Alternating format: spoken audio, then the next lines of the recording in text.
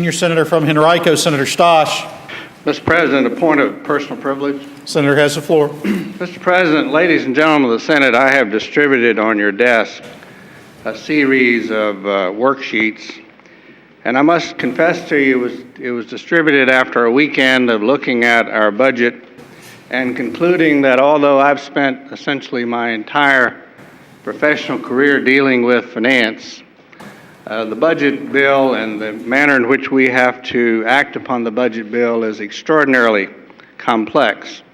And it's made complex in part because when we receive the budget, it is expressed to us in terms of changes.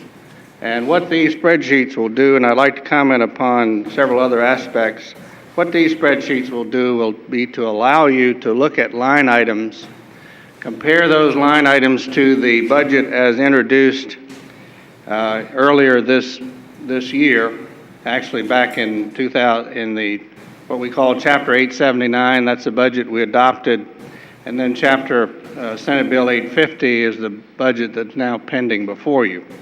So you have in front of you Schedule 1 that will allow you to make that comparison so that you can see on a general categorical basis exactly where the governor's proposed reductions are targeted, and then you can make some decisions regarding your acceptance or rejection of those proposals.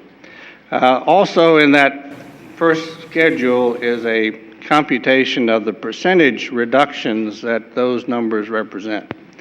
So if you wanted to evaluate the changes, you can, but also on a percentage basis.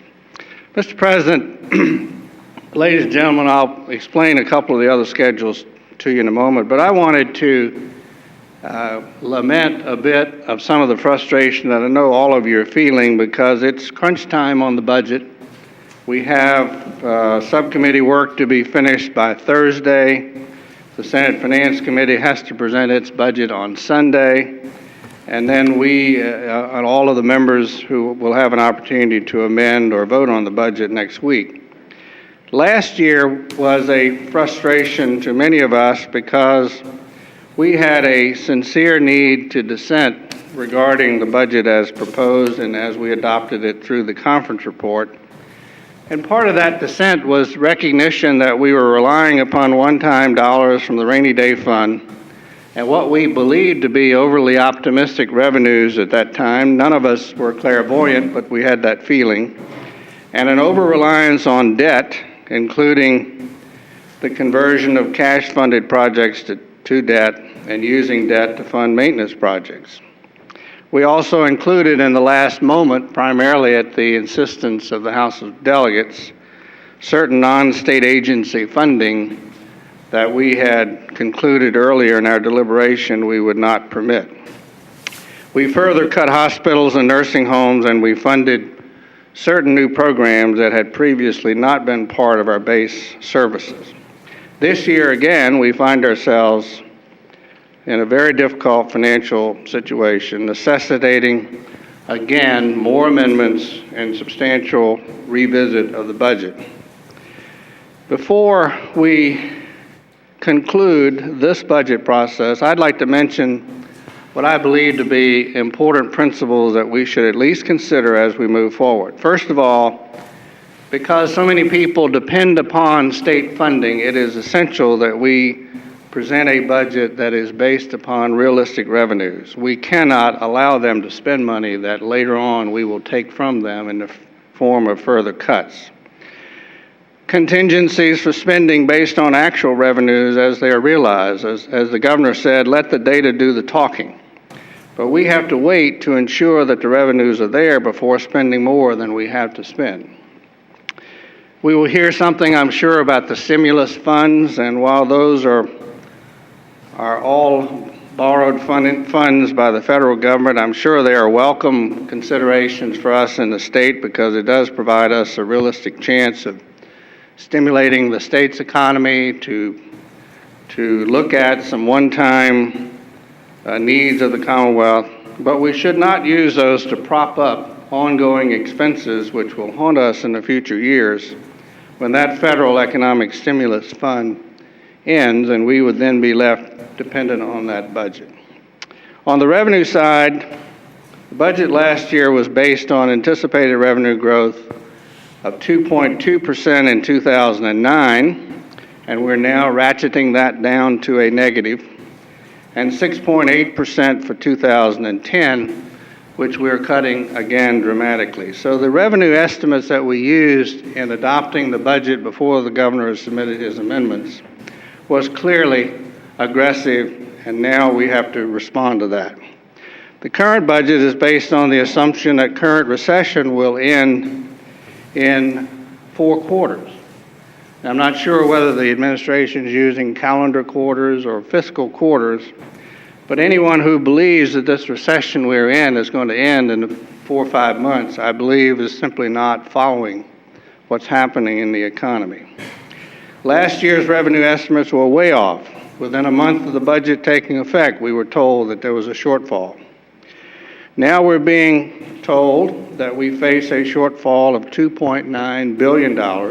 However, our finance staff told us at the Finance Committee retreat it was closer to $3.2 billion, and some experts, including our own distinguished majority leader, thinks it's closer to $4 billion. I happen to think he's closer to being right. 2 weeks ago, Secretary Brown spoke to the Senate Finance Committee, and we asked him about the factors that may contribute to changes in the $2.9 billion budget deficit estimate, and he gave us a whole list. Sales could be down, therefore jeopardizing sales taxes. Stock market losses could reduce income tax collections. There were further expectations of unemployment on the horizon, and the State Unemployment Commission has reported record numbers of people who are entering their halls. The current budget proposal is based upon having a recession of 4 of 8 quarters in this biennial budget, and I think we need to look at that with great care. If the real number is 6 out of 8 quarters, we must reduce the budget another $1 billion. If the real number is 8 out of 8 quarters, which is certainly a possibility, we must reduce spending another $1.2 billion. We must also reject the claim in the current budget for the revenue growth in 2010. We have to adhere to realistic revenue estimates, otherwise those who rely upon us will make plans that they cannot carry out.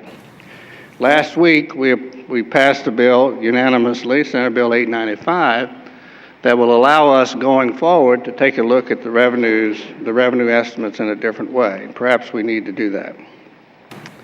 Mr. President, ladies and gentlemen, I think it's now time for us to consider what I call contingencies for spending based on actual revenue. We all know that there are conflicting estimates. You can find as many estimates as you can find people who have interest in the topic. We understand the need to consider basing a budget on the estimates offered by the governor, but that does not mean that we should not use caution on behalf of those counting on us to be right. This analysis that I have prepared for you will show each of the spending areas in the budget, showing the reductions made by the governor. If I could refer you to what's known as Schedule 1.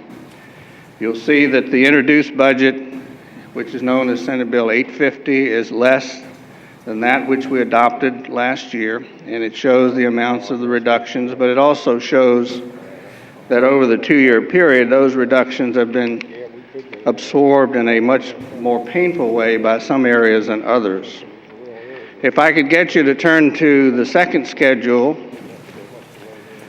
that schedule demonstrates that if you use the 2006 as a base period and then allow those numbers to grow at the rate of our actual revenue growth, you can see how much we would have spent had we known those numbers at that time. So we have spent more than we had available to us in those categories.